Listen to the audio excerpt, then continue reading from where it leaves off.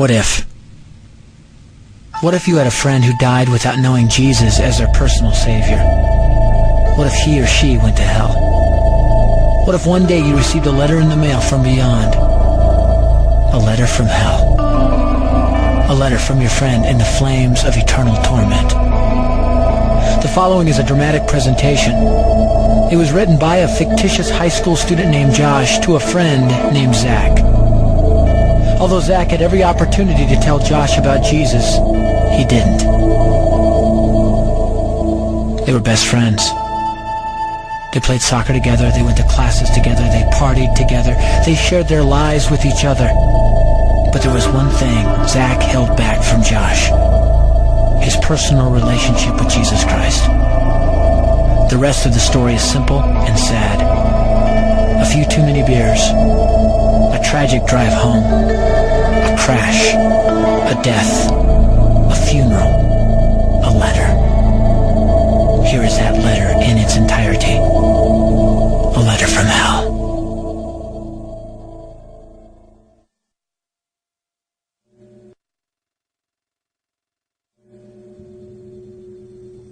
Dear Zach,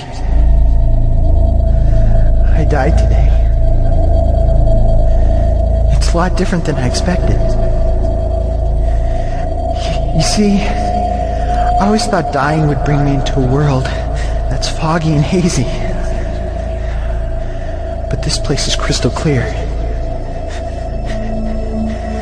It's even more real than my life on Earth. I can think.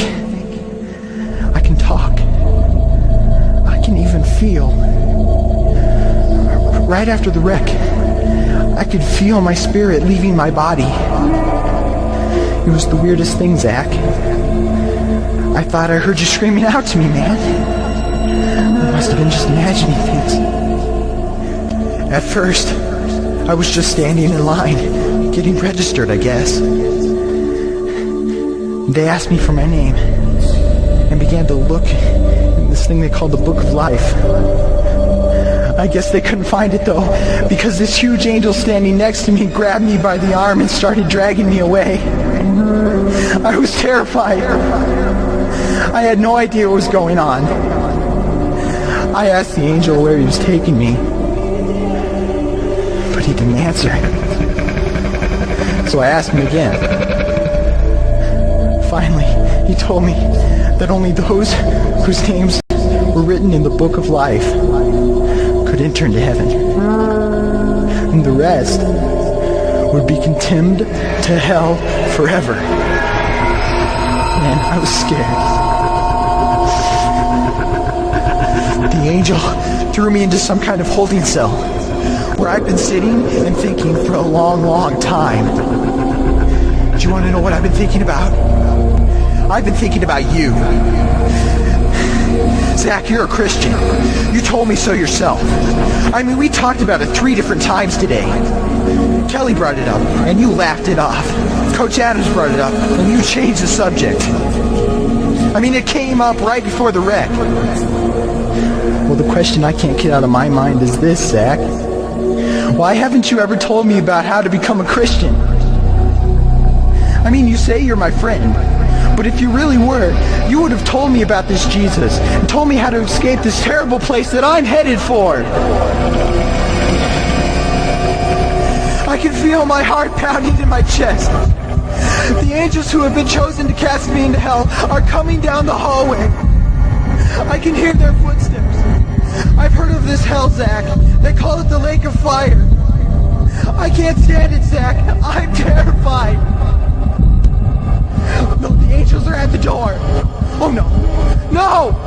They're coming in and they're pointing at me. They're grabbing me and carrying me out of the room. I can already smell the burning sulfur and brimstone.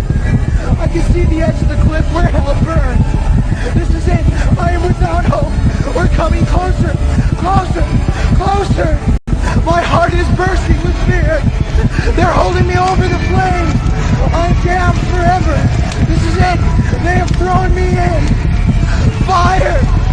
Pain. Hell. Why, Zach? Why didn't you ever tell me about Jesus?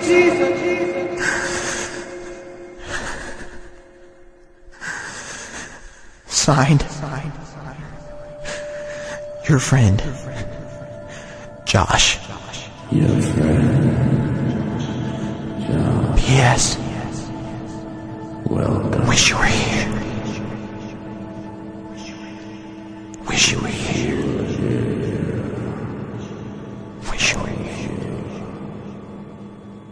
Wish you were here. Wish you were here. Wish you were here. Wish you were here.